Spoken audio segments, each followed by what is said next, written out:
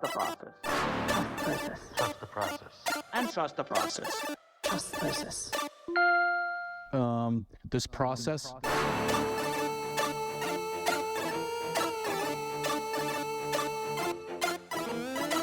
Processus, le podcast. Avec Anthony Marcotte, Martin Thériault et Marco D'Amico. Trust the process. Trust the process. Salut tout le monde, bienvenue au 26e épisode de notre saison de Processus. Merci à Olivier Paiement qui a frappé en relève en mon absence la semaine prochaine. Les boys, eux, répondaient présents. Mais l'influenza m'a terrassé. Alors, on a dû couper un petit peu dans les responsabilités professionnelles. Mais là, bien heureux de vous retrouver cette semaine. Puis au menu, c'est pas compliqué. Là. On va mettre la table pour les éliminatoires dans la NCAA et les séries éliminatoires de la LHJMQ. Ça commence en fin de semaine dans le circuit Cecchini. Donc, on fera un grand tour d'horizon. Et au cœur de ça, bien sûr, il y a Michael Age qui évolue avec l'Université du Michigan. Première tête de série dans les éliminatoires des rangs collégiaux. Alors, ça commence vendredi. Avant de vous présenter nos panélistes, vous mentionner que notre partenaire cette semaine, c'est NordVPN qu'on remercie. Et par expérience, j'ai eu à faire affaire à titre professionnel avec NordVPN au cours des dernières années. Mes nombreux voyages avec le Rocket me forçaient justement à trouver des solutions pour avoir accès à mes différentes plateformes, notamment tout ce qui est streaming. C'était extrêmement pratique pour ne rien manquer de ce qu'on avait besoin à la maison. Et plus que ça, c'est aussi une belle mesure de sécurité également. On a à se connecter tellement souvent là, sur différents réseaux Wi-Fi, mais un VPN, ça permet de protéger nos informations personnelles. Là-dessus, on vous le mentionne, on a un code promo, nordvpn.com/processus. Et en utilisant ce lien à votre inscription, ça vous donne 4 mois gratuits sur le forfait de 2 ans avec une garantie de remboursement de 30 jours. Donc, on peut tester ça sans aucune pression. C'est extrêmement pratique. Alors, si vous passez beaucoup de temps en voyage, en déplacement, NordVPN, c'est un outil extrêmement important à avoir. On a justement le code à notre écran présentement si vous voulez l'utiliser. En utilisant Processus comme code, vous avez un très, très bon rabais sur le forfait de 2 ans. Voilà, on est prêt pour notre 26e épisode. Martin Thériault est à mes côtés, à ma droite. Et de juste l'autre côté de notre écran, c'est notre ami Marco D'Amico. Messieurs, comment allez-vous, Marty? Marco? Ça bien, écoute, moi, je vois Marty, je suis content. Moi, je vois Marco, je suis content. Je suis moins content que s'il était en personne, mais bon, il faut ce qu'il faut. Oui, exact. Ben, êtes-vous content de me retrouver, mettons? Là? J'aimerais ça là, pour ma modestie personnelle. Là, Le centre de gravité est de retour. Oui, exact, c'est ça. Moi, je suis toujours heureux de retrouver mon Tony. Puis en plus, t'es peut-être de santé, contrairement à la semaine dernière. Donc, c'est encore mieux, coup double. Non, mais je ne vous le souhaite pas. C'est pas très agréable, vous le dis. Là. Pensez pas que ça serait long comme ça, la maladie. Mais on est là, puis on est prêt. Puis ça va être intéressant. Ça va être une très grosse semaine de hockey. Le Canadien qui joue 4 matchs. Et ce sera les éliminatoires qui vont débuter là, dans les rangs collégiaux, du moins pour les principales têtes de série, jusqu'à la fin en route vers le Frozen Four, la LHJMQ qui débute ses séries éliminatoires en fin de semaine. Donc, on a plusieurs sujets à jaser. Et également, pour respecter l'objectif de Processus, on surveille les jeunes puis ceux qui font leur début dans la Ligue nationale de hockey. Et comme Boston University était éliminé, ça ouvrait la porte à une signature pour Cole Hudson et il a commencé, a fait ses débuts dans la dans la Ligue nationale de hockey rapidement. Donc, il va avoir beaucoup de temps de glace d'ici la fin de l'année du côté de Washington. Je sais que c'est ta manchette, puis on peut commencer avec ça, Marty, ce matin, concernant Cole Hudson. Qu'est-ce que tu as pensé de ses débuts dans la Ligue? Ben écoute, j'avais vraiment hâte de voir parce que, bon, on connaît Cole Hudson, on connaît Lane également, on entend souvent les comparatifs. On l'a dit un peu la semaine dernière, comme quoi Cole Hudson, il est peut-être moins... il est très agile, mais il n'a tout simplement pas le côté Lane Hudson unique, incroyable là-dessus. Par contre, on a des atouts peut-être un peu plus physiques, mais des atouts au niveau du lancer. Donc, j'avais hâte de voir comment il allait se situer. Par contre, défensivement, il y a plus de difficultés. Donc, moi, ce qui m'a impressionné de Cole Hudson, puis on ne devrait pas être surpris en l'ayant vu aller pendant 2 ou 3 ans avec sa désinvolture, le fait qu'il n'y a pas grand-chose qui le stresse. Moi, c'est ce qui a retenu mon attention. Dès la deuxième présence, des montées à l'emporte-pièce, commencer à déjouer tout le monde, commencer à être patient, attendre que les choses se placent, ouvrir les lignes de passe, des choses comme ça. Ça, c'est le premier aspect qui a retenu mon attention. Mais surtout, puis c'est là que c'est différent de Lane Hudson, niveau physique, il n'y avait aucun problème. Son premier match, c'était contre les Sénateurs. Puis il y avait des joueurs comme Fabian Zetterlund qui ont tenté de le mettre en échec, des gars comme ça, qui sortaient l'épaule. Il n'avait pas peur de surprendre. Je pense vraiment que ça envoyait un message aux Sénateurs comme quoi, OK, finalement, OK, on pensait que, les Hudson, on est capable de le brasser un petit peu. C'est pas mal moins évident dans le cas de Cole. Puis ça a donné qu'il a créé beaucoup de chances de marquer très rapidement. On l'a vu se porter à l'attaque, créer une foule de choses. Par contre, là, pour avoir regardé un deuxième match, j'ai observé le match de dimanche contre l'Avalanche du Colorado. Et là, le Cole Hudson que je vois tout le temps ressortait un petit peu plus, dans le sens que, là, évidemment, tu avais Martin Necas, tu avais Nathan McKinnon qui était devant lui. Là, le côté vitesse le surprenait peut-être un petit peu plus. Puis, je pense qu'ils ont compris un aspect que Lane s'en sort bien là-dessus. Cole va devoir s'ajuster. À un contre un, on ne se cassait pas la tête. OK, il n'est pas très gros. On le repousse le long des rampes, on l'isole là et on lui fait perdre la rondelle. J'ai trouvé qu'en 2 ou en 3e période, ça a été plus compliqué, mais j'ai été surpris de voir ça, à quel point, là, lui, c'est comme si c'était son 260e match dans la LNH. Oui, Lane a été impressionné aussi. Hein. Il en parlait en conférence de presse cette semaine, comme quoi que, il m'a consulté pour des conseils, pour comment aborder la Ligue nationale.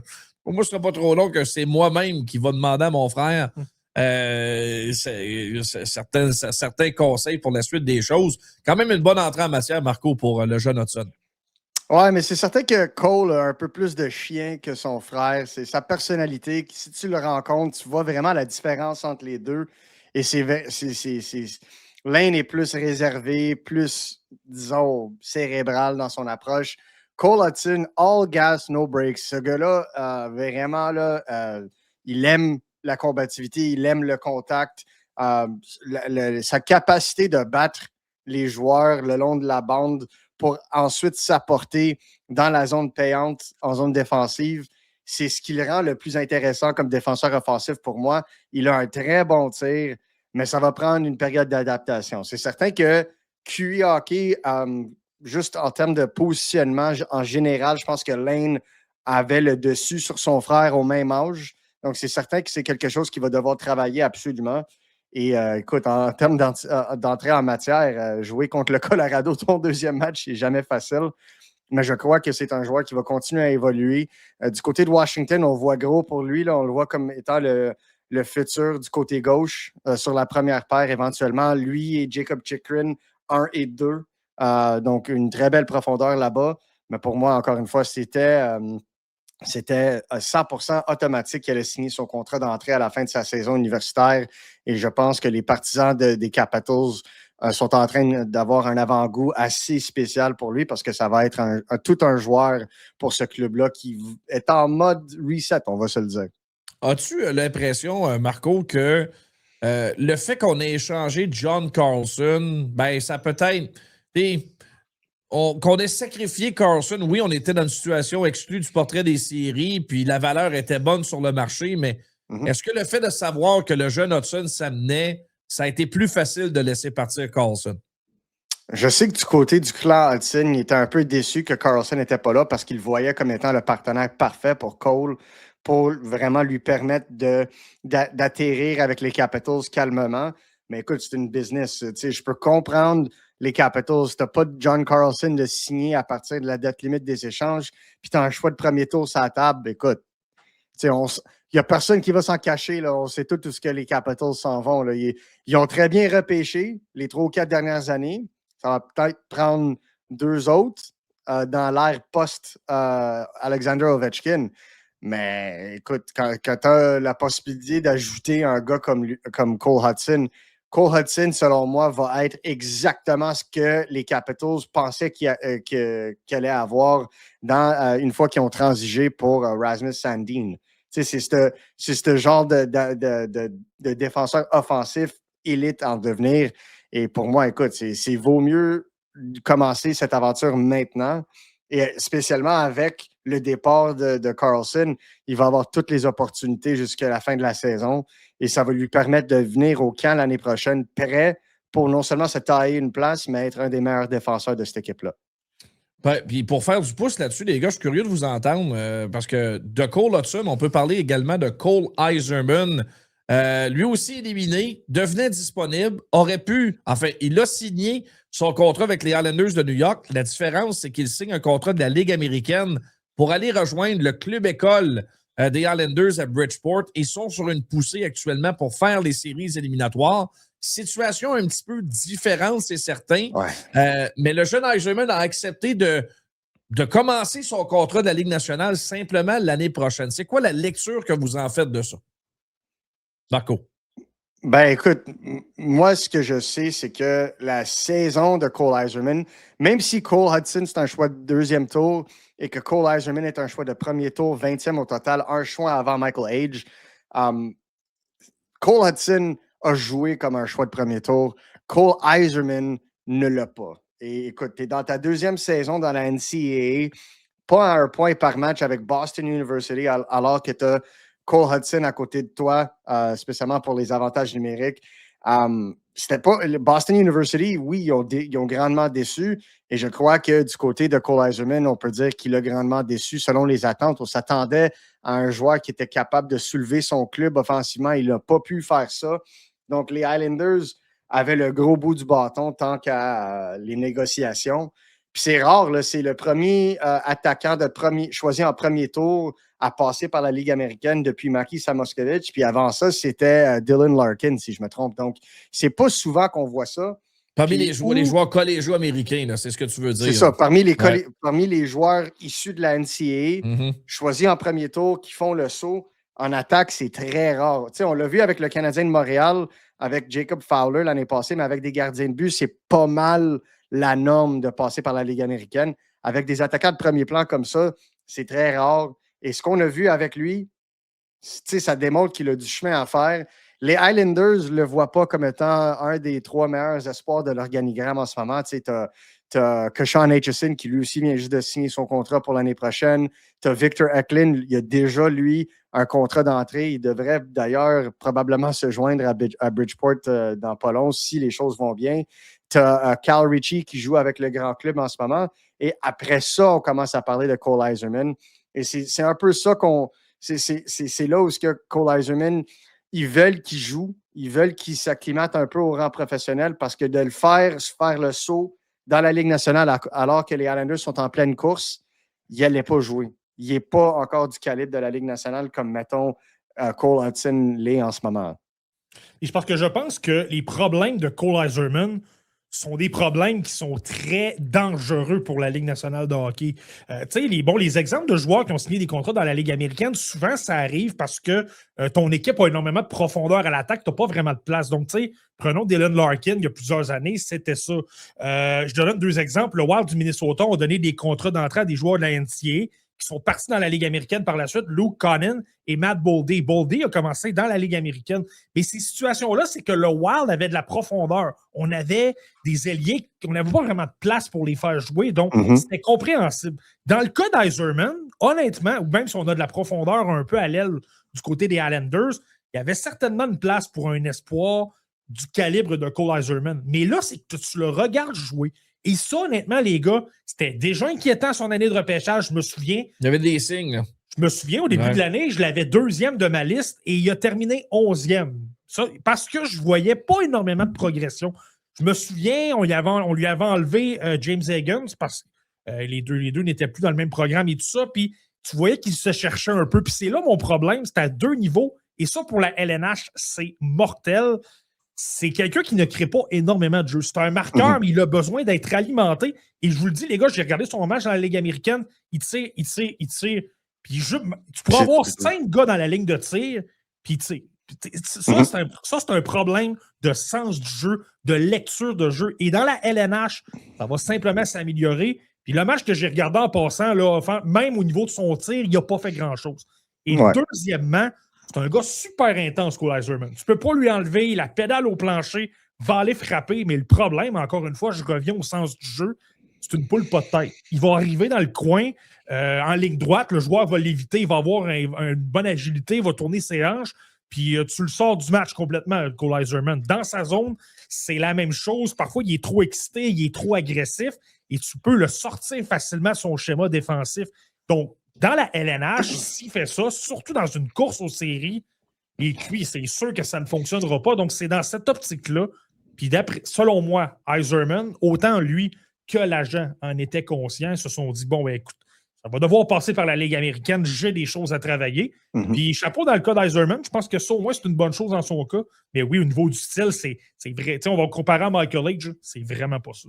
Ouais, c'est pas la même chose avec Age du tout. Puis, tu sais, Marty, j'aime le fait que tu as parlé de Boldy parce que Matt Boldy, Cole Caulfield, on se souvient tous, là, c'est une période comme exemptée. Ça compte pas 2020-2021 parce qu'on se souvient bien, la saison a commencé en janvier et elle a duré jusqu'en mai avant que les séries commencent. Et qu'est-ce qui était important là-dedans, là, puis qu'est-ce qui rentre dans les décisions des équipes, après la date limite des échanges, quand un joueur signe son contrat d'entrée effectif immédiatement, il n'a pas le droit d'aller jouer dans la Ligue américaine. Mais qu'est-ce qui était très rare en 2021, c'était que la saison de la NCAA était terminée avant la date limite des échanges, qui pour la première fois et probablement la dernière fois était durant le milieu du mois d'avril au lieu d'être au début du mois de mars. Donc, le timing a fait en sorte que Cole Caulfield, Matt Boldy et autres ont pu signer leur contrat d'entrée et aller dans la Ligue américaine. Tandis que maintenant, c'est un ou l'autre. Vu qu'on est après la date limite des échanges, où tu signes ton contrat d'entrée immédiatement, tu brûles ta première année et tu dois rester dans la Ligue nationale. Tu ne peux pas être rétrogradé après le fait. Ou tu signes ton contrat d'entrée pour juillet. Puis il y a des raisons pourquoi certains joueurs veulent signer pour juillet. Il va y avoir une belle hausse de salaire à partir du 1er juillet cette année avec la nouvelle convention collective. Ou tu signes un contrat d'entrée, tu signes ton contrat professionnel dans la Ligue américaine dès maintenant. Donc, c'est ça qu'on voit avec Cole Yzerman, c'est que même s'il signait son contrat d'entrée pour le tenter une game ou deux dans la Ligue nationale, il n'aurait pas pu le redescendre. Donc, c'est pour ça qu'ils se sont dit qu'est-ce qui est mieux pour son développement via la Ligue américaine. Il va rester là pour le restant de la saison et on verra rendu au camp d'entraînement. Oui, puis on en a vu par le passé du côté du Canadien qui est en reconstruction. Je peux vous nommer Jordan Harris, je peux vous nommer Sean Farrell, des gars qui n'étaient peut-être pas nécessairement prêts à jouer dans la Ligue nationale immédiatement. Mais pour le Canadien, d'une certaine façon, on avait de la place. Là, ça faisait pas si mal. L'équipe allait rater les séries de toute façon. Puis on avait une occasion de convaincre le joueur de signer immédiatement. Tu l'amènes. Donc, les circonstances font que certaines équipes ont de la glace à offrir. Les Capitals, dans le cas de Hudson, c'est un petit peu ça. On l'amène immédiatement. Le club de BU est éliminé rapidement. Tu as presque une quinzaine de parties à donner aux jeunes. C'est quand même une expérience importante là, qu'on va lui donner jusqu'à la fin de la saison. Donc, vraiment, les circonstances influencent énormément le timing, la signature du contrat. Oui, mais c'est aussi la situation contractuelle, parce que là, on va en revenir à ma manchette, Anthony. Là. C'est certain que tout le monde veut parler un peu de ce qui se passe avec Michael Age. Ouais. Puis, je pense qu'on le sait, là, le Michigan a gagné le championnat du Big Ten, donc ils ont gagné leur division, leur conférence. Mais là, on passe à partir de cette semaine-ci, donc vendredi, dans le cas de Michael Age, on passe directement dans le tournoi de la NCAA qui mène au Frozen Four, qui se retrouvera à Vegas cette année le 9 et 11 avril. Et dans le cas de Michael Age, à partir de maintenant, n'importe quelle fois que le Michigan perd, même si c'est la première équipe classée de toute la NCAA en ce moment, dès qu'ils perdent un match, c'est terminé la saison. Donc, c'est là où on est rentré dans la dernière poussée. Et la grande majorité des questions que j'ai en ce moment, c'est quand est-ce que Michael Age peut signer, que ce soit avec Laval, que ce soit avec le CH.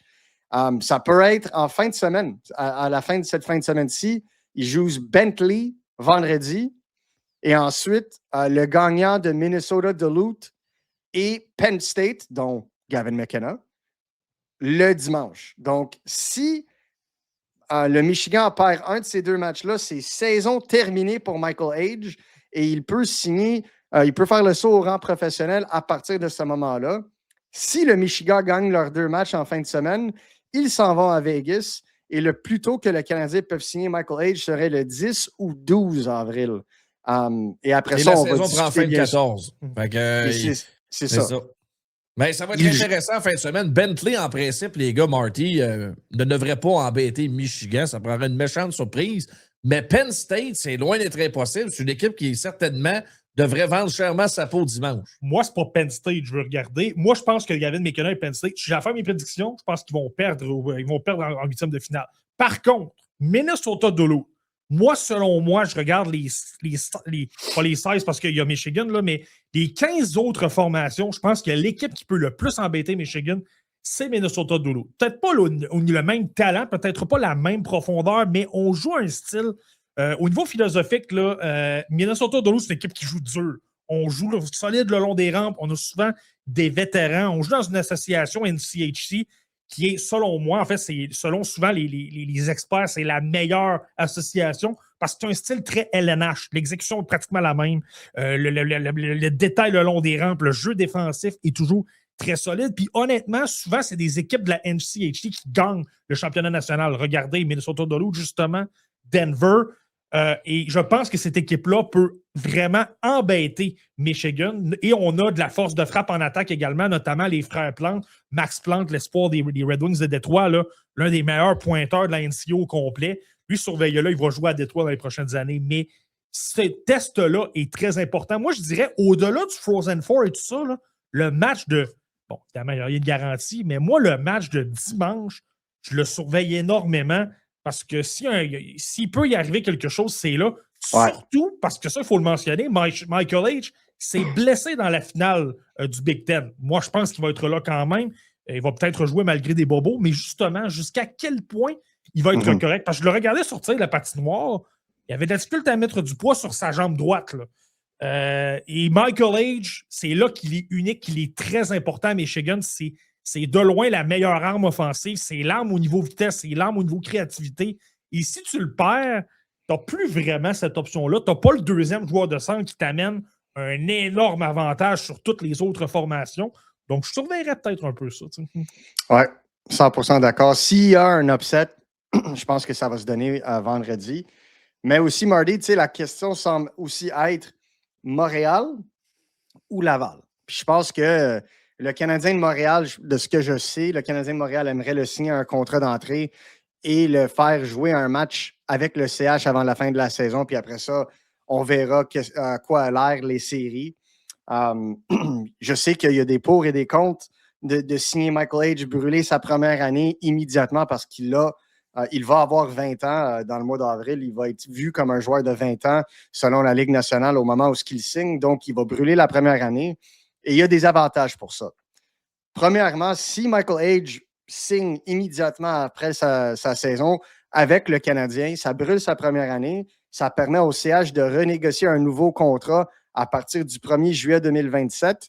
Et Michael H., en brûlant la première année de son contrat et n'a pas disputé 10 matchs ou plus dans la Ligue nationale, devient ce qu'on appelle un agent libre avec compensation 10.2C. Ce qui veut dire qu'il n'est pas éligible pour les offres hostiles. Un peu comme on a vu avec Lane Hudson, un peu comme on va voir avec Ivan Demidov. Donc, ça donne beaucoup plus de leverage de négociation au Canadien de Montréal quand il va venir le temps de le signer un nouveau contrat. Et en même temps, en lui faisant brûler sa première année immédiatement, tu lui donnes un petit cadeau d'un bonnet de signature d'à peu près 97 000, sinon 100 000 $.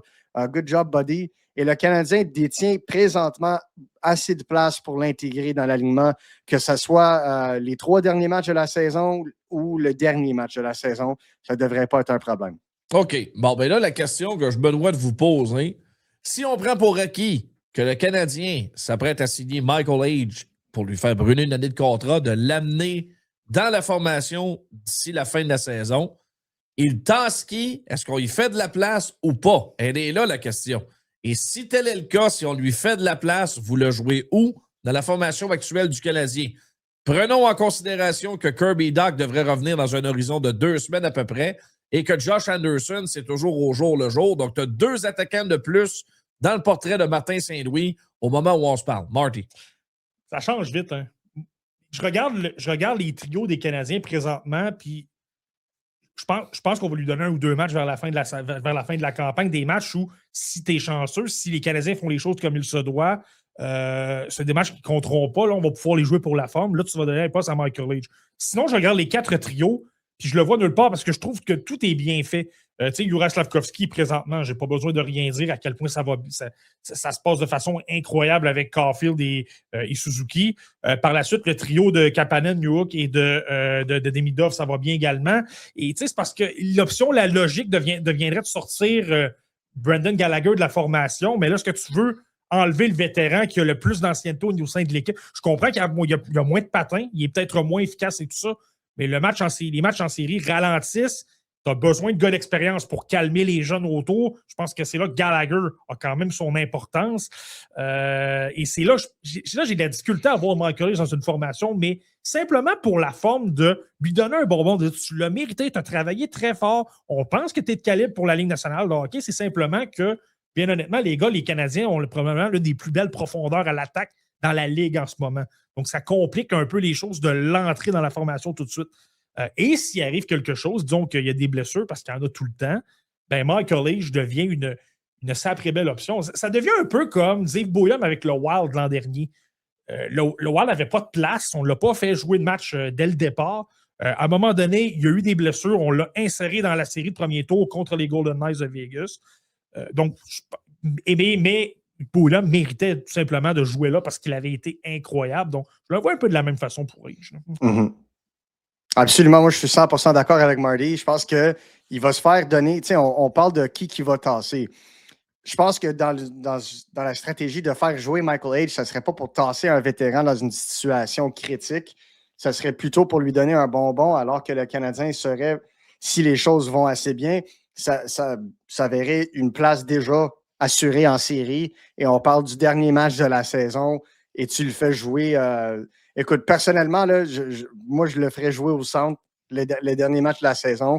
S'il y a des vétérans que tu veux, puis on le voit ça à travers la Ligue à chaque fois, là, les 2-3 derniers matchs pour les clubs qui sont déjà qualifiés en série, les vétérans sont reposés, il y a des rappels d'urgence qui se font faire, mais je pense que c'est là où tu vas voir un gars comme Michael Age être capable d'être inséré dans l'alignement et peut-être être capable de jouer au centre avec Demidov et un vétéran à leur côté pour essayer de bien entourer le jeune, pour voir qu'est-ce qu'il peut faire au centre, puis lui laisser la capacité de jouer dans sa position de force. Je pense que ce serait intéressant de voir ça, ça serait un bon mot pour lui. Puis une fois rendu en série, ça va être un peu à la formule de Cole Caulfield. Caulfield n'a pas commencé les séries avec le CH, ça l'a pris des sous-performances de certains joueurs pour qu'un vétéran soit rayé et que Caulfield soit inséré dans l'alignement. Mais je pense que ça serait la même chose avec Michael Age. Spécialement en série, je pense qu'il jouerait plutôt à l'aile s'il est capable d'intégrer dans l'alignement. Puis ça on verra rendu là qui est dispo, qu'est-ce que recherche le Canadien de Montréal. Est-ce que c'est Gallagher? Est-ce que c'est Kirby Dach? Est-ce que c'est un autre? C'est là où tu vas devoir aller au jour. Mais ça va être une arme de plus qui va être disponible à Martin Saint-Louis. Et ce que je comprends, c'est que le Canadien le veut autour de l'organisation, veut qu'il s'acclimate le plus vite possible à Montréal. Comme ça, il va être prêt une fois qu'il arrive au camp d'entraînement en septembre pour se tailler une place à temps plein avec le CH. Moi, en ce qui me concerne, je pense que Martin Saint-Louis va être très prudent. T'sais, prenez le cas de Brendan Gallagher en exemple. La première chose qu'il a dit en conférence de presse, on le retranche ce soir, mais il va jouer demain. Et depuis, ben là, il y a eu quelques blessés, puis il a repris sa place dans la formation. Il va être quand même, puis pas simplement au sujet de Gallagher, il va respecter aussi le fait que c'est son groupe actuel qui l'a amené là. C'est quand même pas facile comme tâche d'un côté. Martin Saint-Louis est là depuis le début de cette reconstruction. Il a été un bon soldat pour cette équipe. Il a amené les jeunes. On lui a rentré un Sean Farrell dans la gorge alors qu'il ne voulait pas l'utiliser, mais les circonstances ont fait que son club était éliminé puis il l'a inséré. Là, la situation est très différente. Mais même le dernier match à Philadelphie, on prend pour acquis que le club va être déjà qualifié. Ça se peut qu'une victoire change ton adversaire au premier tour. Si une victoire fait la différence, est-ce qu'on va être tenté de l'utiliser? Il y a quand même un paquet de questions dans l'air encore. Ouais, puis peu importe la situation, moi, je pense qu'il faut le voir de cette façon-là. Tu l'as bien mentionné en préambule. Michael Age, même s'il ne dispute pas de rencontre, va apprendre de tout ça. Si on débarque en série, il va voir comment Nick Suzuki se prépare, Cole Caulfield, Brendan Gallagher, justement, tous les vétérans Puis c'est pas simplement de dire, OK, je suis sur la galerie de presse puis je vois l'ambiance des séries éliminatoires. C'est de voir qu'est-ce qu'on mange, comment qu'on dort, comment on est capable de se préparer, comment on prend tous les petits détails dans le match pour être capable d'arriver le soir et d'être le meilleur. Rien contre Michigan et tout ça, mais et je sais que Max Pacioretty travaille avec l'équipe et tout ça. Mais il n'y a rien comme de le vivre soi-même. Et simplement pour ça, ça va être bénéfique pour lui. Là. En tout cas, ça va être intéressant de suivre ça. Puis, pour ce qui est des éliminatoires, on va y revenir dans le prochain bloc avec les différents affrontements dans le tournoi de hockey collégial américain, puis également dans celui de la LHJMQ qui commence aussi en fin de semaine. Moi, ma manchette, les gars, je veux vous entendre réagir là-dessus. Il y a un momentum, on le sait, on en parle. C'est pas la première fois depuis notre début de la saison, mais là, ça semble vouloir se concrétiser. Des joueurs de 19 ans issus des rangs juniors canadiens pourront intégrer les rangs de la Ligue américaine l'année prochaine, mais à une condition. Il faut que ces joueurs-là soient d'anciens choix de premier tour dans la Ligue nationale. Donc, ça fait un certain sens. Un gars comme Caleb Desnoyers, par exemple, serait admissible l'an prochain à 19 ans de jouer pour le club école du Mammouth de l'Utah. On le prend en exemple. Là. Moi, je pense qu'il y a des bonnes chances de jouer dans la Ligue nationale, mais de la Ligue américaine, pour un gars comme Desnoyers, ça pourrait être une option l'année prochaine. Qu'est-ce que vous en pensez? Ben, tu viens de donner l'exemple de Caleb Desnoyers. C'est là que ce règlement-là a plein de sens. Puis on va le prendre en exemple. Présentement, Desnoyers est beaucoup trop fort pour la Ligue dans la LHJMQ. Ça va super bien. Il fait ce qu'il veut, il domine. Tu sais, disons qu'on demeure dans les anciens paramètres. Là, tu te dis, bon, soit tu le gardes, mais là, ça donne des situations comme Noah Dobson il y a plusieurs années. Tu le gardes, mais pour donner des entraînements. Il ne joue pas vraiment des vrais matchs. Là, si tu le prêtes à l'équipe de son équipe de la Ligue canadienne de hockey, tu le perds pour l'année, tu ne peux pas le rappeler à moins d'une situation d'urgence. Ça devient compliqué, puis c'est pas évident à gérer. Est-ce qu'il est prêt? Est-ce qu'il n'est pas prêt? Puis on sait comment ça se passe, les gars. C'est pas parce que tu es prêt dans le jour 1 que rendu au mois de janvier, tu es encore prêt. Ça devient difficile à juger. Tandis que là, maintenant, puis on le répète, il ne faut pas que tu le fasses avec tout le monde. Un gars comme Desnoyers, là, ça va être beaucoup mieux. Peut-être que tu vas lui dire, bon, pour les 10 premiers matchs, tu es prêt pour la LNH, viens disputer tes rencontres, on va t'amener avec les vétérans et tout ça. Puis si tu vois qu'il y a une petite baisse de régime, là, plutôt que de ne pas trop savoir quoi faire, il dit, bon, est-ce qu'on le garde, est-ce qu'on le renvoie? Ouais, de le laisser sécher sa passerelle. On a vu ça par le passé, là, Zach Benson, Matthew Savoie, ça avait été ça. Il y a aussi un aspect, il y a des fois, des équipes sont prises avec une patate chaude. Ils ne veulent pas envoyer le gars en bas dans le junior parce que le jeune, il est dans une équipe en reconstruction. C'était ça pour Matthew Savoie. Il venait de tout gagner avec le club de Winnipeg qui s'apprêtait à déménager. Là, on ne voulait pas le retourner junior. Il va jouer tout seul. Donc, il y a ça aussi qui pèse dans la balance. Il y a toujours le championnat mondial de hockey junior qui est là aussi. Mais entre-temps, tu as des matchs de saison régulière. Moi, je suis d'accord avec cette règle-là. Je ne pense pas que ça va nuire nécessairement au rang junior canadien. Ça va être juste bon pour des jeunes vraiment très prometteurs de la Ligue nationale qui n'ont peut-être même plus rien à gagner, là, rendus à 19 ans dans le junior. Marco? Oui, puis à ne pas confondre avec la règle, l'exception qui existe déjà pour les joueurs qui sont des late, qui commencent la saison comme des joueurs de 19 ans, mais qui deviennent des joueurs de 20 ans avant le 31 décembre. Donc, des exemples, Carter Yakimchuk, exemple, ouais. Les sénateurs de Belleville, lui, c'est sa deuxième année après son repêchage. Donc, théoriquement, a commencé la saison comme 19 ans, mais a eu 20 ans avant le 31 décembre. Lui a pu aller directement dans la Ligue américaine sans cette exception-là. On va le voir l'année prochaine avec Keshawn Aitchison, qui, lui, vient juste de signer son contrat d'entrée pour la saison prochaine avec les Islanders. C'est un late, donc pas besoin de cette exception-là. Cette exception, c'est pour les joueurs qui vont avoir 19 ans entre le 1er janvier et le 15 septembre d'une année donnée. Donc, Caleb Desnoyers était un exemple. Un joueur qui, selon moi, aurait pu bien prendre avantage de cette exception cette année, c'est Zane Parekh avec les Flames de Calgary. Dans mes discussions avec ce jeune homme-là, il a été très mature, mais il a été très ouvert. Le flip-flop qu'il a dû faire cette année avec les Flames, où il n'a pas joué beaucoup, il a joué, si je me trompe, 10 matchs avant d'être prêté pour le championnat du monde junior, est revenu, s'est fait envoyer aux Wranglers de Calgary dans la Ligue américaine comme conditionnement. Est-ce que ce jeune homme-là, qui est quand même un choix très élevé, le 9e au total, avec tout un potentiel offensif, est-ce que lui, comme joueur, aurait été mieux servi de jouer toute la saison avec les Wranglers, se faire prêter en milieu de la saison pour aller jouer le championnat du monde junior, revenir en force et ensuite, après les échanges de Anderson et de Uyghur, se faire rappeler avec les Flames de Calgary pour finir la saison-là. Donc, comme si il y a toujours du momentum, il est toujours en train de jouer, toujours un apprentissage. Moi, c'est ça que je veux voir. Je trouve que l'exception pour les choix de premier tour, écoute, ça, c'est la Ligue canadienne de hockey tout craché. Des fois, il y a des joueurs qui sont sélectionnés en deuxième tour ou troisième tour qui explosent et qui peut-être, à leur saison de 19 ans, eux autres aussi sont trop bons pour la Ligue nationale. On l'a vu, pour la Ligue canadienne, on l'a vu par le passé. Mais on commence au moins avec le choix de premier tour. Donc, un gars comme Caleb Desnoyers, je le vois à 200% à Tucson l'année prochaine dans la Ligue américaine s'il n'est pas capable de se tailler une place avec le Mammoth de Utah. Ça, c'est si, bien sûr, le Mammoth de Utah ne complète pas une immense transaction. S'il y a une grosse transaction qui se donne avec le Mammoth, ils sont très agressifs de vouloir le faire. Exemple, la poussée pour Robert Thomas, ben ça pourrait faire en sorte que Caleb commence à Tucson l'année prochaine une fois qu'il a signé son contrat d'entrée. Oui, en tout cas, une chose est certaine, le fait que ce soit limité à des choix de premier tour, on ne dépouillera pas trop les équipes de la Ligue canadienne non plus.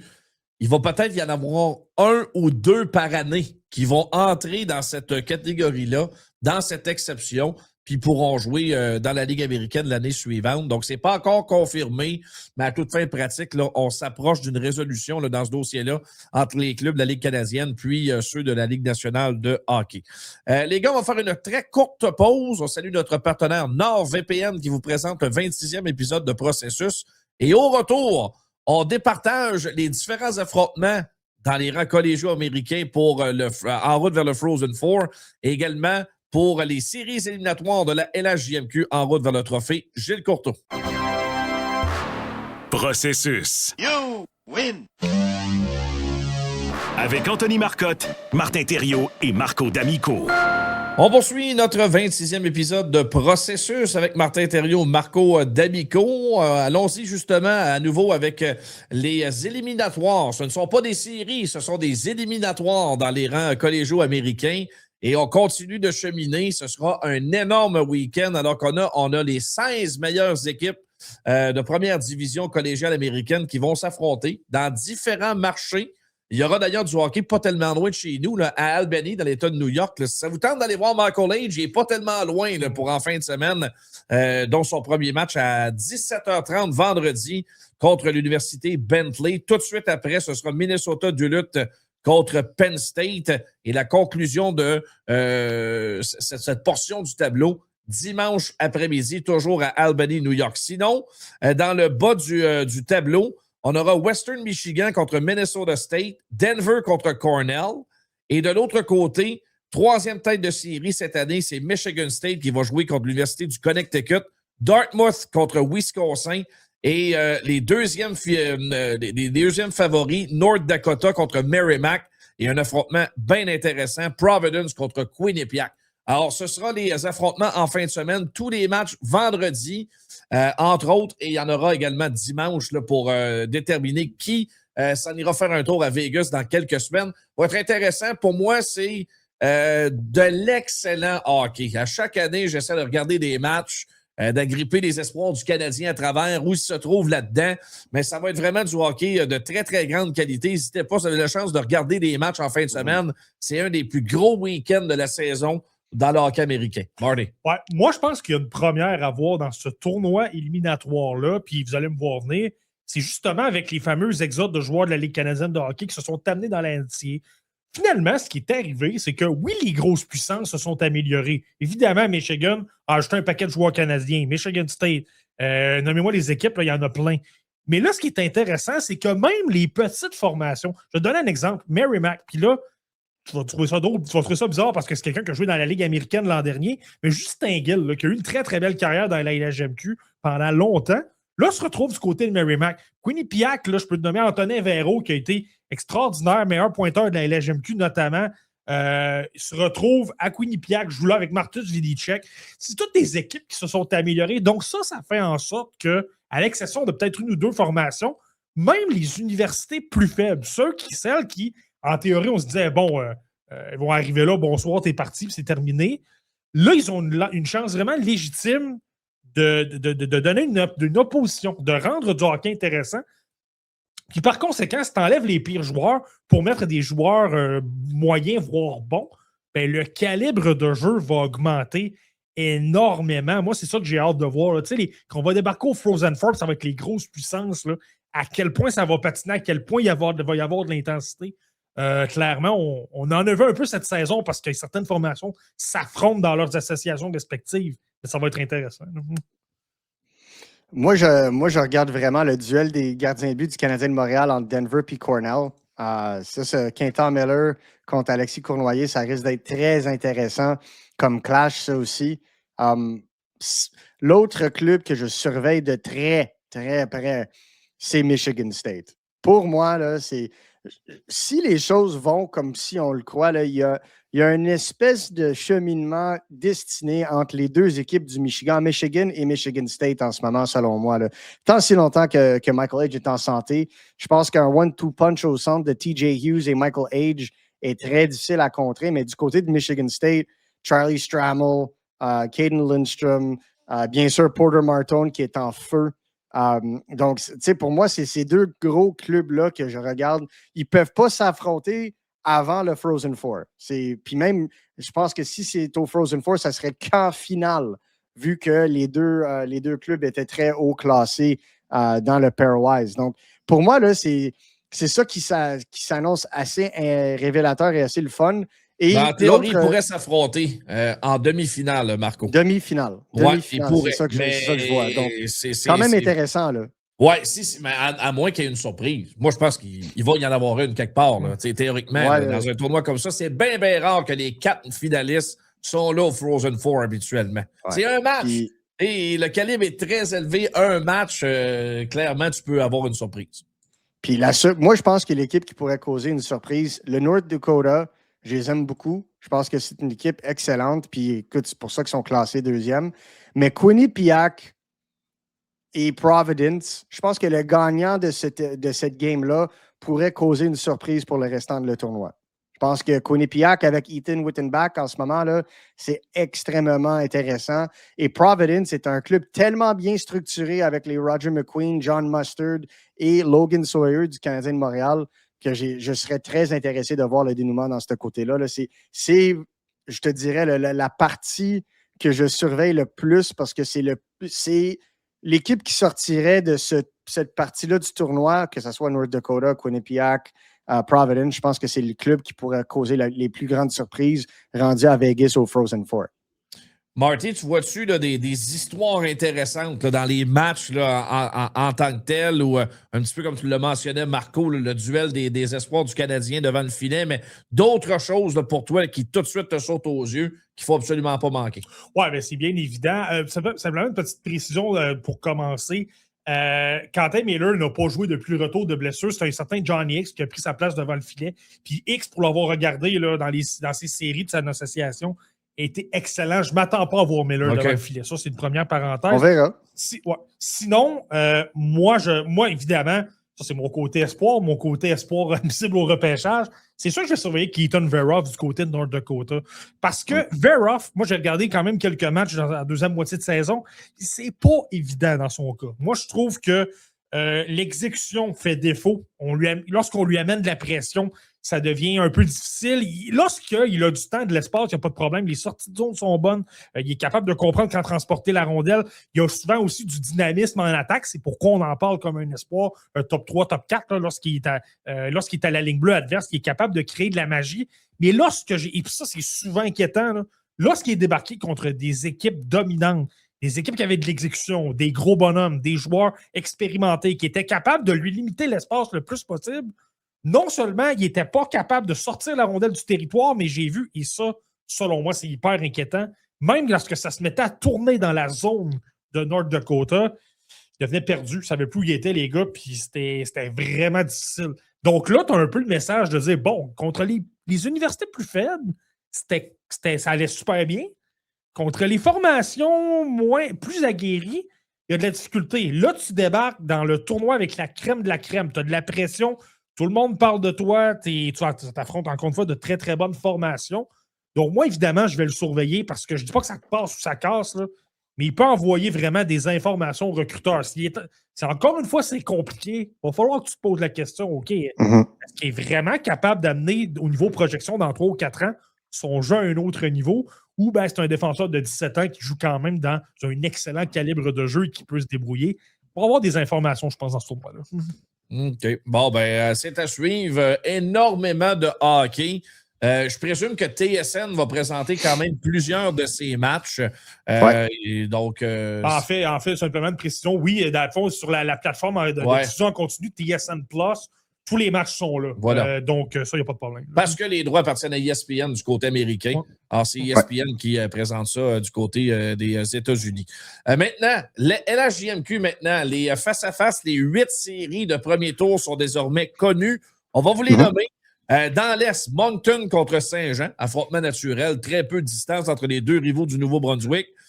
Un qui est pas mal plus fort que l'autre, par contre. Chicoutimi contre Halifax, Terre-Neuve contre Cap-Breton, quand tu parles d'un adversaire naturel aussi. Ils sont loin, mais proches d'une certaine façon géographiquement, ils vont s'affronter.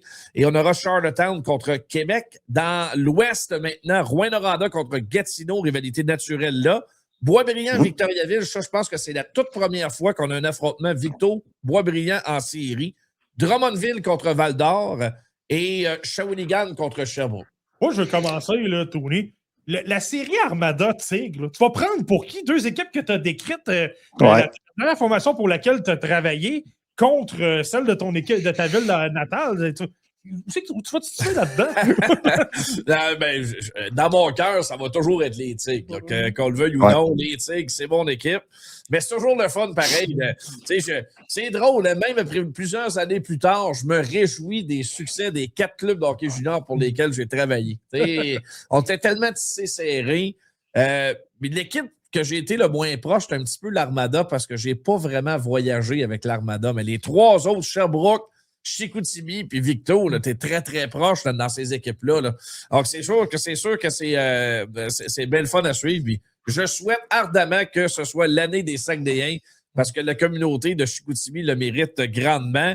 Y aura-t-il des surprises au premier tour, Marty, dans ce que tu vois comme affrontement maintenant sur la table en vue qui commence en fin de semaine? 4-7. Premier tour, je pense que ça va être assez... je pense que ça va être... La logique va être assez respectée. C'est au deuxième tour que j'ai hâte de voir. Moi, je pense qu'il y a des têtes qui peuvent tomber. Mais moi, l'affrontement que je surveille pour plein de raisons, là, c'est l'affrontement entre les Cataractes de Shawinigan et le Phoenix de Sherbrooke. Premièrement, en distance, on est très près l'un de l'autre. Le Phoenix de Sherbrooke, là, pour ceux qui sont dans la région de Sherbrooke, là, allez voir les matchs, ça vaut la peine. Le Phoenix a donné un spectacle incroyable depuis le début de la saison. Un gardien comme Ryan Labbé, très petit, là, à 5 pieds 10, 5 pieds 11 pouces. Comme son père. Ouais, mais combatif et il donne un spectacle. Il abandonne sur aucune rondelle. Moi, je vous le dis, les gars, je pense que Ryan Labbé, il est capable de jouer dans la Ligue américaine malgré sa taille. C'est comme son père. C'est une légende de la Ligue américaine. Exact. C'est un gars qui est intelligent, c'est un gars qui est toujours à la bonne place au bon moment et qui a le sens de la compétition. Puis c'est là où je vais. Je ne sais pas combien de matchs où j'ai vu le Phoenix, par exemple, perdre par deux buts, revenir de l'arrière en fin de troisième, on gagnait en prolongation, en tir de barrage. Clairement, pour l'ambiance, pour être capable d'amener la foule, d'amener une ambiance de série. Et on connaît Jules Bouchard, on connaît son expérience derrière le banc et tout ça. On n'a pas énormément de talent peu, mais on a pratiquement tous des travaillants. J'ai hâte de voir cette série-là. Et du côté des Cataractes, évidemment, encore une fois, une bonne formation. Oui, on a peut-être liquidé un petit peu à la période des transactions et tout ça. Mais tu sais, un jeune comme Olivier Charon, qui a 16 ans, est très bon. Un gars comme Félix Lacerte, le leader de cette équipe-là, l'un des meilleurs marqueurs de la LHJMQ. Puis tu sais, lui s'en va dans la NCA au Vermont l'année prochaine. Et c'est un gars natif de Trois-Rivières. On a entendu l'histoire par rapport à sa mère là, qui a été atteinte de la maladie du Parkinson. Très, très belle histoire, d'ailleurs, racontée par notre chum, Alexandre Régimbald. Mais c'est... Donc, tu sais, je trouve qu'il y a vraiment de belles choses. Et donc, c'est une série que je surveille, celle-là. Est-ce que Charlottetown et Québec, ça va être une série vraiment chaudement disputée? Peut-il y avoir une surprise dans cette série-là? Les deux clubs ont terminé très près l'un de l'autre. Moi, je pense que ce ne sera pas proche parce que... Puis c'est là que je m'en vais avec mes surprises. Toi, je te parlais du deuxième tour. Surveiller les Highlanders de Charlottetown, par contre, parce que Ils ont ajouté Ivan Ryabkin, le fameux Russe là, qui a été repêché par les Hurricanes de Caroline. A commencé la saison dans la Ligue américaine, ça s'est plus ou moins bien passé. On l'a prêté à Charlottetown et depuis qu'il est là, son premier trio avec Ross Campbell et Nathan Leake est hallucinant. Ryabkin, il peut tirer, il peut faire des passes. C'est pas pour rien qu'à son année de repêchage au début, on le plaçait dans la même conversation que Matvei Michkov et Ivan Demidov. Il y avait, même dans certains cas, des meilleures statistiques dans la Ligue junior russe. Et là, ses habiletés avec la rondelle, son sens du jeu, sa vision, il améliore un Leake. Leake n'a pas un gros coup de patin. C'est un marqueur unidimensionnel qui va au filet. Mais ça le rend meilleur. Ross Campbell, c'est ça. En défense, tu as des gars mobiles. Un gars comme Marcus Sturcy bouge très bien la rondelle. Tu as des gars physiques comme Owen Conrad, des gars comme ça. Et Donald Leakey, c'est un des gardiens spectaculaires de la Ligue. Donc, moi, je vous le dis, récemment, on a, pas les matchs de la fin de semaine, là, mais ceux précédemment, on a battu 2 fois Moncton. Donc, je vous le dis, là, je pense que les Highlanders peuvent faire. Je ne sais pas combien le trophée Jules Courteau, pas du tout. Mais s'il y a une équipe qui peut causer des dommages, c'est les remparts. On a une belle équipe. Et je pense qu'on est tombé sur un mauvais adversaire un peu. Là. Quelles sont les choses qui t'ouvrent les yeux dans les séries de la LHJMQ, Marco? Mais moi, c'est certain que Chicoutimi est le club que je surveille le plus du côté de la conférence de l'Ouest. Moi, je pense que ça va être une finale Blainville-Boisbriand contre les Saguenayens, personnellement.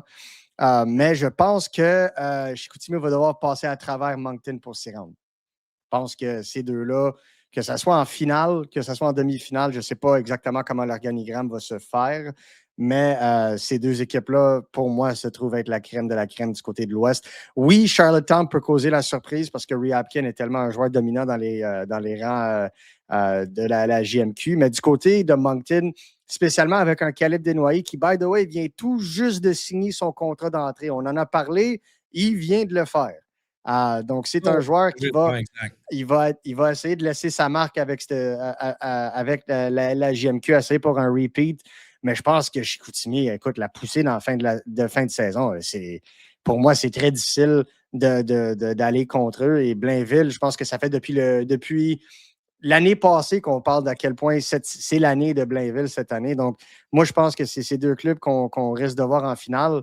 Mais s'il y a, en demi-finale et en finale cette année, s'il n'y a jamais eu la possibilité de surprise, cette année, là, il y en a des surprises. Il y a des ajouts de fin de saison qui se sont faits. On a parlé avec les Highlanders, mais aussi des poussées en fin de saison de joueurs qui se sont bien développés ou ce qu'on a vu la chimie de certains de ces clubs-là vraiment en venir à point en fin de saison. C'est pour moi une des saisons où c'est le moins prévisible possible, selon moi. Là. Le premier tour, je suis d'accord avec Marty, mais après ça, là, c'est là où on pourrait voir des surprises. Dans le junior majeur, habituellement, tu as 6 bons clubs. Là. Puis honnêtement, des fois, c'est 4 bons clubs qui se rendent jusqu'au bout. Mais Marty, j'aimerais ça que tu nous parles un petit peu des Huskies de Rouyn-Noranda, puis de la fin de saison qu'ils ont connue pour aller décrocher le championnat dans l'Ouest. Ça, il n'y a personne qui voyait ça. Ils n'ont pas été premiers de l'année, mais à la fin, une poussée exceptionnelle de la troupe de Steve Hartley. Ils vont chercher le championnat dans l'Ouest. C'est quelque chose, là. Ils ont passé devant l'Armada, puis ils ont passé devant Drummondville. Ouais, je ne sais pas si vous vous souvenez, les gars, mais l'an dernier, les Huskies, c'était l'une des équipes de tête. En théorie, je le mets entre gros guillemets, en théorie, c'est censé être une année difficile pour les Huskies. Mais les gars comme Thomas Verdon ont bien fait. Lars Steiner a terminé la saison en feu, a atteint le plateau des 30 buts. Un gros espoir à survivre pour le repêchage 2026. M'a donné beaucoup d'informations, je dirais, dans les dernières semaines. Il me fait penser à Sven Andrighetto. À l'époque, de l'impact qu'il y a dans son équipe, c'était ça, Andrighetto, avec les Huskies dans le temps. Meilleur offensivement. Par contre, je trouve que Steiner, le même chien, le même côté d'aller au filet, le même côté dérangeant, ça, tu l'as, mais Steiner est un meilleur marqueur en plus. Steiner, là, on l'utilise souvent à droite en avantage numérique. Lorsqu'il entre et qu'il a de l'espace, son tir est dévastateur. Puis ça, c'est premièrement.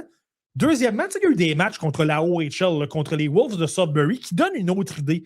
Parfois, on se dit, bon, la LHJMQ, en général, c'est plus faible que la OHL, et je suis d'accord.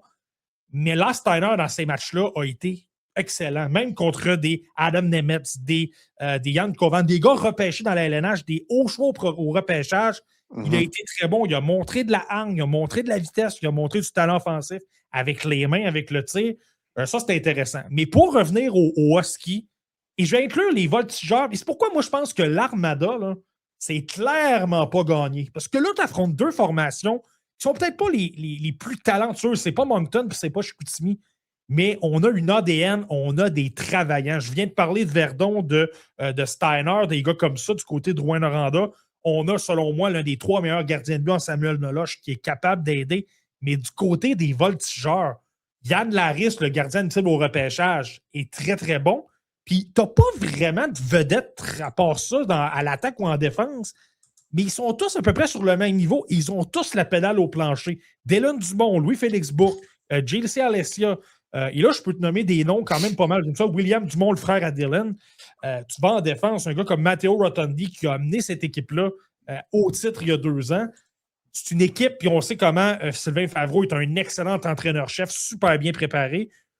Moi, si je suis l'Armada, parce que l'Armada va tomber au 2e tour contre les Huskies ou contre les Voltigeurs. Moi, ça, c'est là que je pense dangereux, ça. C'est pas mal un beau cocktail là, pour qu'il y ait une surprise là-dedans. Là, on verra Xavier Villeneuve. Il va être de retour. Il a joué en fin de semaine. Donc, une bonne nouvelle. Ça a été très long, plus long qu'escompté, l'absence de Xavier Villeneuve. Il a manqué quasiment 3 mois de hockey. Donc, lui, il revient. De quoi il va avoir l'air sur la patinoire. Moi, je pense que l'Armada, leur gardien de but va faire la différence. Moi, je pense qu'au bout de la ligne, le gardien Lasselle va être capable de faire quelque chose de fort intéressant. Mais dès le 2e tour, c'est sûr qu'on aura l'occasion de s'en parler. Bien excité de voir ce qui va se passer dans les séries de la LHJMQ. Puis, j'ai parlé de Sherbrooke tout à l'heure, mais disons que Sherbrooke atteint le 2e tour puis qu'il se retrouve contre... Disons qu'on a un affrontement Boisbriand-Sherbrooke. Encore! Ça fait 3 ans de suite qu'on s'affronte. Ça fait 3 ans de suite que Sherbrooke gagne. Puis, souviens-toi, ou plutôt cette saison, de raconter une histoire, le Phoenix à Sherbrooke a battu l'Armada en tir de barrage. Quand j'ai parlé de Kyan Labbé, la grosse célébration s'est mis à être super exubérant. Qu'est-ce qui est arrivé le match suivant entre les deux équipes? L'Armada a gagné. Matt Gosselin en tir de barrage.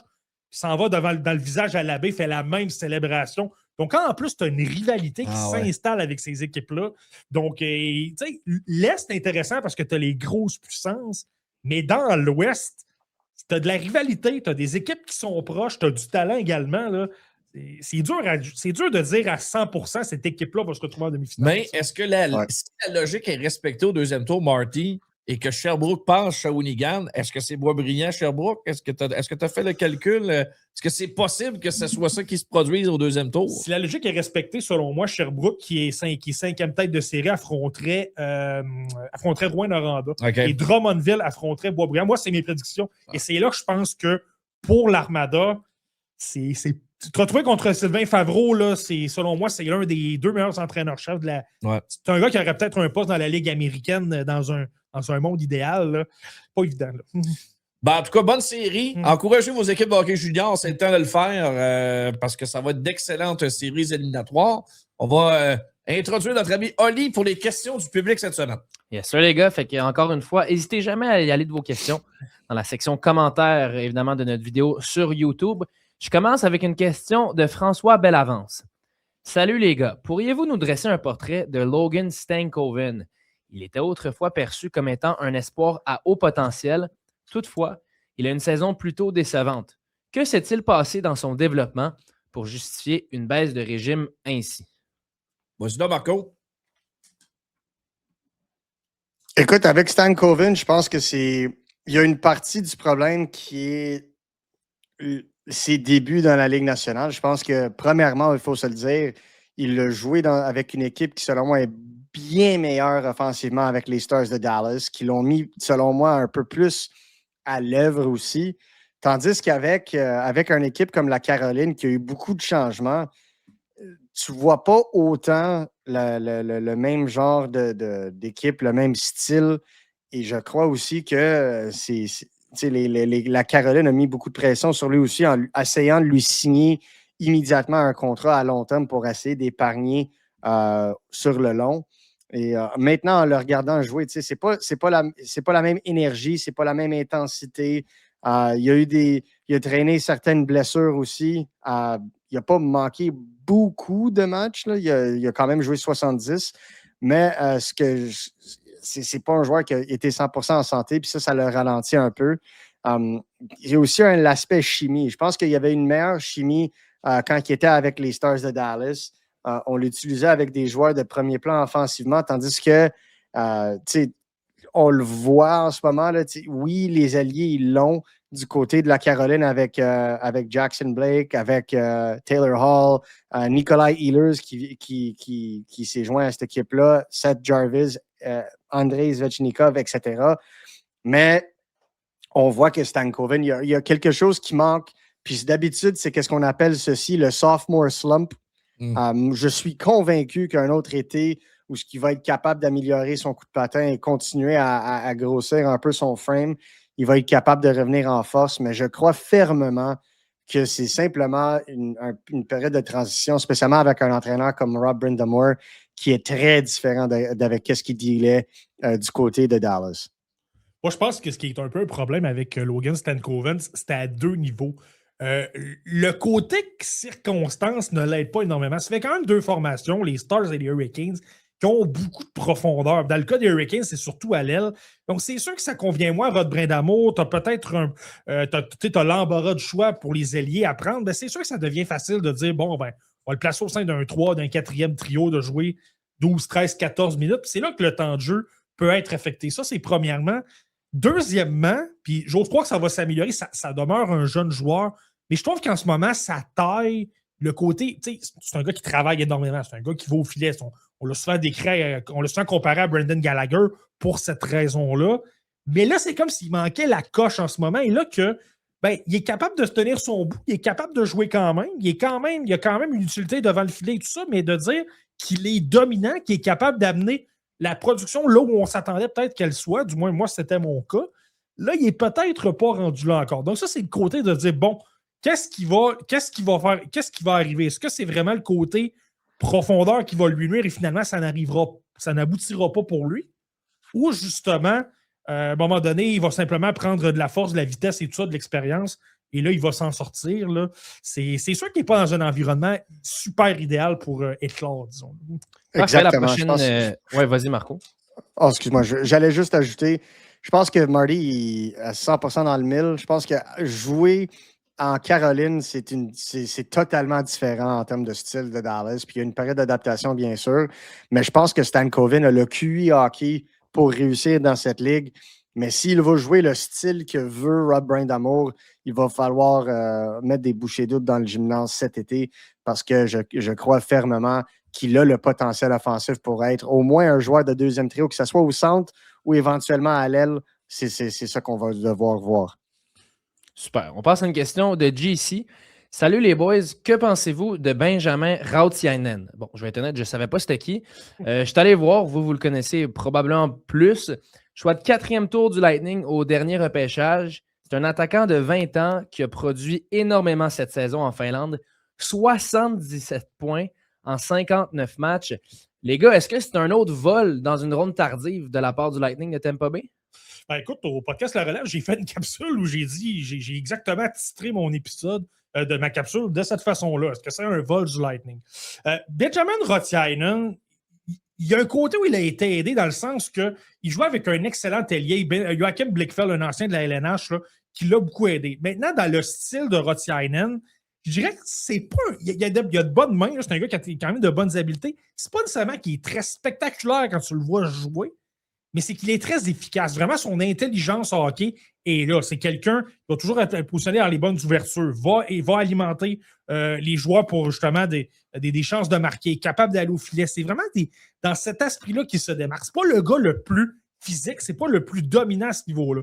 Je te dirais que là où Rautiainen, je pense que ça dépend des formations. Disons qu'il était avec les Canadiens de Montréal. Là, il y a tellement de profondeur à l'attaque, j'aurais mes doutes. Mais c'est là où l'avantage qu'il a, c'est d'appartenir au Lightning de Tampa Bay, qui, on ne se le cachera pas, eux sont dans le cycle. Ça va arriver à Montréal un jour, mais pas pour tout de suite. Là, on entre des joueurs, on entre. Et là, on tente des paris, on tente toutes sortes de choses. Puis là, parfois, on frappe dans le mille parce qu'ils arrivent dans des rôles un peu complémentaires. Un gars comme Charles-Édouard Dastou lui rend un méchant beau service cette année. Là. Émile Liljeberg, c'est la même chose. Il trouve des diamonds in the rough tout le temps. Ça permet de renflouer les trios de soutien puis la défensive aussi par l'avant. C'est ça, mais c'est plus facile de donner une chance. Je vais prendre Charles-Édouard Dastou en exemple. C'est pas mal plus facile. tu es en Suède, tu veux signer avec une équipe de la LNH, bien évident que le Lightning, où il y a pas mal plus d'ouverture, où tu as pas mal plus espoir de te tailler une place dans l'équipe, est plus intéressante qu'à Montréal, où il y a 70 défenseurs qui peuvent prendre ta place. Donc, c'est là que je reviens à Rotiainen. Rotiainen, moi, je pense, en fait, la Ligue américaine, c'est sûr, la question que je m'étais fait poser dans ma capsule, c'était justement est-ce qu'il va atteindre les rangs professionnels? C'est sûr à 1000%. Il va arriver dans la Ligue américaine. Moi, je pense qu'il va dominer. Il va arriver dans la LNH. Je ne pense pas que ce sera un gars ultra dominant. Je pense que ça va être un gars vraiment de 3 ou de 4e trio. Tu sais, il va t'amener un 30, un 35, un 40 points. Là. Tu vas être très heureux de l'avoir. À un moment donné, il va vouloir un peu plus d'argent puis il va partir ailleurs. Mais pour le Lightning, c'est quand même du bonbon de repêcher un gars comme ça qui n'a pas été pris à sa première année d'admissibilité, a été pris plus tard. Donc, de pouvoir l'insérer dans une formation avec un choix de 4e tour, c'est toujours intéressant. Là. Marco, as-tu quelque chose à ajouter par rapport à notre ami Benjamin? Ben, moi, ce que j'ai entendu du monde autour du Lightning, c'est qu'ils sont très high sur ce qu'il fait en ce moment. Ils sont très excités de voir qu'il a vraiment pris un envolé. Ils le voyaient comme un late bloomer au moment du repêchage, un peu comme le Canadien ont vu Bryce Pickford comme un late bloomer, un joueur capable de vraiment prendre son envolée. Je pense pas qu'il envisageait à ce point-ci. Puis, écoute, je pense que je suis d'accord avec Marty. C'est un joueur qu'on risque de voir dans la Ligue américaine très, très, très tôt, que ce soit l'année prochaine. Je suis pas mal sûr qu'on risque de le voir l'année prochaine si les choses vont bien selon la situation contractuelle. Mais l'autre côté à prendre en considération, c'est aussi la transition entre la glace hybride en Finlande à la glace nord-américaine. Ce n'est pas un joueur qui est nécessairement un joueur de skill seulement, là, mais c'est aussi le côté vitesse, côté l'exécution, le temps avec la rondelle. Je pense que c'est ça qui va être le plus gros pour lui en termes de faire la transition dans la game nord-américaine. Une fois ceci fait, s'il est capable de le faire de façon assez vite, c'est exactement le genre de joueur que le Lightning aimerait ajouter à un 3e trio pour apporter un peu plus de profondeur et ça coûterait pas cher pour les premières années vu qu'il va être sur son contrat d'entrée. Moi, c'est là où je pense qu'il va, pas qu'il va frapper un mur, mais que ça va être moins. Il ne fera pas 80 points dans la LNH. C'est seulement le coup de patin. Il est correct, il est capable de suivre, il va être de calibre, mais il ne sera jamais assez dominant pour être capable de se créer de l'ouverture et plein de chances de marquer. Je pense que ça va le ralentir un peu dans la LNH, mais quand même. Super, merci beaucoup les gars pour vos réponses. Merci aux auditeurs pour leurs questions. Et maintenant, je passe la balle à Marty pour ton joueur de la semaine. Oui, joueur de la semaine, je vais aller du côté de la Suède et c'est une saison qui vient de se terminer pour Joe Gardens. D'ailleurs, le dossier d'Anton Frondel à Chicago là, à surveiller. Il devrait s'amener dans les prochaines heures, prochains jours, disons, avec l'équipe. Mais je vais dans la même équipe, je vais du côté de Viggo Bjork. Et je veux en parler parce que Viggo Bjork a eu un excellent mondial junior et tout ça. Puis ça s'est poursuivi. J'avais pas eu le temps de le voir encore dans sa 2e moitié de saison. Et là, je suis allé voir et j'ai été renversé. Premièrement, on parle de Frondel et d'Eklund, là. On s'entend, dans la SHL, un joueur de 17 ans, c'est pas un late. C'est un gars qui est quand même plus petit, 5 pieds 10 pouces, premier joueur de sang. Puis, premier match que j'ai regardé, je me disais, ouais, je trouve. C'est là que je trouve ça hallucinant. Lui, je le regardais au début de la saison, puis je trouvais que tout était ordinaire. Donc, tu sais, très intelligent, très hargneux, bon tir, capable d'aller au filet, dérange souvent le gardien de but. Mais je me disais qu'il est trop ordinaire partout, tu sais, dans la LNH avec des gros bonhommes, des gars qui sont capables d'immobiliser le long des rampes, ça joue plus serré devant le filet. Je n'étais pas convaincu, je l'avais vraiment, vraiment loin. Là, le mondial junior me l'a ramené un peu sur le radar et tout ça. Puis là, je le regarde, je vous le dis, les gars, les derniers matchs que j'ai vus, j'avais l'impression de voir un autre joueur complètement. La vitesse s'est améliorée. Et là, il est capable de trouver pas mal plus d'espace. Les touches de rondelle, toujours capable d'aller avoir le bon mouvement au bon moment pour créer des chances de marquer, pour créer des jeux. Il va, même contre des hommes, même contre des gars de 29-30 ans. Écoute, un de ses partenaires de trio, c'est Joe Snively qui a joué dans la Ligue américaine pendant longtemps. Il va au filet, gagne ses bagarres. Il est capable d'aller chercher des retours, créer des chances de marquer. Puis on l'a vu, il a simplement eu 15 points pour terminer la saison, mais dans ces 15 points-là, 10 sont arrivés dans les 15 dernières rencontres. Puis il y a un aspect aussi, moi je trouve que physiquement, il est en train de prendre de la carrure et je suis allé voir une statistique, son père, c'est un ancien joueur professionnel en Suède, 6 pieds 2 pouces. Je ne suis pas en train de dire que Viggo Bjork va mesurer 6 pieds 2 pouces un jour, mais je trouve qu'il est plus fort physiquement. Il a pris un petit peu plus de musculature. Et je me demande, et là, je vois la vitesse est améliorée, tout cet aspect-là. On parle d'un repêchage qui n'a pas énormément de joueurs de centre, là. Je pense qu'il faut vraiment le considérer. C'est un gars qui est en hausse. C'est un gars qui est en hausse dans toutes les listes, là. Et vraiment, là, honnêtement, des gars de 17 ans qui jouent premier joueur de centre, peu importe l'équipe de la SHL pour laquelle il se trouve. J'ai pas vu ça souvent. Là. Ça va être intéressant de voir. OK. Ben excellent, Marty, pour ton espoir. Beaucoup d'hockey à consommer cette semaine, les boys. On va assurément revenir sur tout ça la semaine prochaine. Il faudra faire un suivi là, des éliminatoires de la NCAA et des séries de la LHJMQ. Marco, je te salue bien bas, mon ami. On se reparle la semaine prochaine.